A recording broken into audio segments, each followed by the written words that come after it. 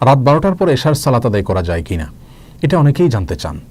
আসলে এশা এবং অন্য সকল সালাত, এসব সালাতগুলোর সময় শুরু হচ্ছে কখন, শেষ হয় কখন, এটি কোনো ঘন্টা মিনিটের উপরে নির্ভরশীল নয়, বরং বিষয়টি নির্ভর করে সময়ের আবর্তনের উপরে। হয়তো ঘন্টা মিনিট দ্বারা সেটাকে নিরূপণ করা যায়, এক এক ঋতুতে সেটা এক এক রকম যেহেতু হয়ে যায়, অতএব ঘন্টা আর মিনিট দিয়ে সেটাকে নির্দিষ্ট করে বলা কঠিন।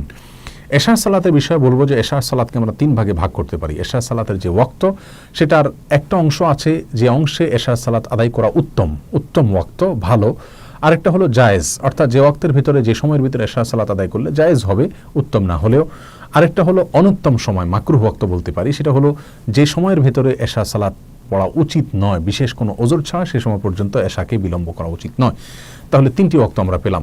রাতের 1/3 পর্যন্ত বিলম্ব করে, অর্থাৎ সূর্য যখন ডুবে অস্তমিত হয় তখন থেকে নিয়ে সুবহে সাদিক অর্থাৎ ফজর ওয়াক্ত যখন শুরু হয় এই পর্যন্ত যত ঘন্টা যত মিনিট হয় সেটাকে ভাগ করে তার 1/3, প্রথম যে 1/3, 3 ভাগের প্রথম ভাগ, এর শেষের দিকে এসে এশার সালাত আদায় করা উত্তম। রাসূল আকরাম সাল্লাল্লাহু আলাইহি ওয়াসাল্লাম বলেছেন বিভিন্ন হাদিসে, আমি যদি আমার উম্মতের জন্য কষ্টকর মনে না করতাম তাহলে তাদেরকে এশার সালাতকে একটু দেরিতে পড়ার নির্দেশ করতাম, এবং তিনি প্রায় সময় এশার সালাত কীভাবে দেরিতে আদায় করতেন। অতএব যদি কারোর যদি কষ্টকর না হয় তাহলে তার জন্য এশার সালাতকে একটু বিলম্ব করে পড়া উচিত। আমাদের সমাজ থেকে এই আমলটি প্রায় বিদায় হয়ে গেছে। আমরা এশার সালাতকে 9টা, 9:15, 9:30, অর্থাৎ যে সময়টাতে 1/3 হয়, এক এক ঋতুতে এক এক রকম হতে পারে, আনুমানিক 9টা, 9:30 এই টাইম পর্যন্ত নিয়ে আমরা এশার সালাতকে সাধারণত আদায় করি না। আর এই 1/3 পর্যন্ত দেরি করে যদি আমরা এশার সালাত আদায় করতাম তাহলে সেক্ষেত্রে এশার পরে আর খাওয়া দাওয়ার প্রয়োজন হতো না, আড্ডাবাজি করার প্রয়োজন হতো না, গালগল্প করার যে সমস্যা আমরা দেখি আজকে সেটা থাকতো না। ফলে ভোর রাতে উঠা এবং ফজর সালাত জামাতের সাথে আদায় করা সহজ হতো। আর আমরা যেহেতু অনেক আগে এশার সালাত আদায় করে ফেলি, এই জন্য দেখা যায় এশারের পরে আমাদের নতুন করে আড্ডা এবং গল্প জমে, খাওয়া দাওয়া ইত্যাদি করতে করতে অনেক রাত হয়ে যায়, যার ফলে ফজর এবং ভোর রাতে ওঠাটা আমাদের জন্য কঠিন হয়ে যায়। যাই হোক, তাহলে রাতের 1/3 শেষের দিকে এসে এশার সালাত আদায় করাটা হলো উত্তম। তবে কোনো ব্যক্তি যদি এমন হয় যে তিনি একাকী সালাত আদায় করতে হবে, যদি তাকে উত্তম ওয়াক্তে সালাত আদায় করতে হয় তাহলে তিনি অবশ্যই একাকী সালাত আদায় না করে জামাতের সাথে সালাত আদায় করবেন। যেহেতু বেশিরভাগ মসজিদগুলোতে জামাতে এশার সালাত আদায় হয়ে থাকে, সেক্ষেত্রে 1/3 পর্যন্ত বিলম্ব করা হয় না, শুরুর দিকেই সালাত আদায় করা হয়, বিধায় জামাতে সালাত আদায় করাটা তার জন্য বেশি গুরুত্বপূর্ণ ওই উত্তম ওয়াক্তের উপরে আমল করার চাইতে।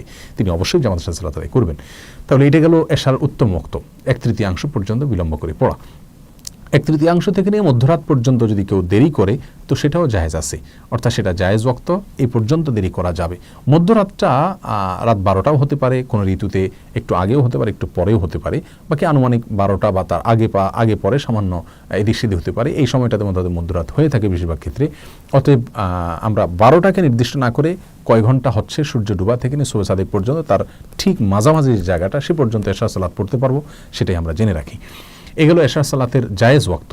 আর অনুত্তম ওয়াক্ত বা মাকরুহ ওয়াক্ত বলতে পারি যেটা, সেটা হলো মধ্যরাত থেকে নিয়ে দেরি করে আপনি সুবহে সাদিকের আগ পর্যন্ত যদি পড়েন তাহলে সেটা হবে অনুত্তম ওয়াক্ত এবং মাকরুহ ওয়াক্ত।